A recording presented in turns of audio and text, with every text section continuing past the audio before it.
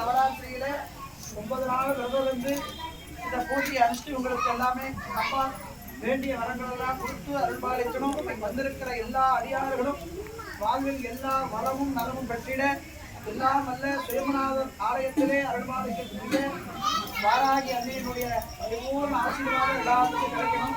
நாளைக்கு 10வது நாள் அம்மாவுக்கு பரவசத்தான அபிஷேகம் பூஜை உண்டு. எல்லாரும் கலந்துக்கலாம். ஓம் சக்தி வருவாய் வருவாய்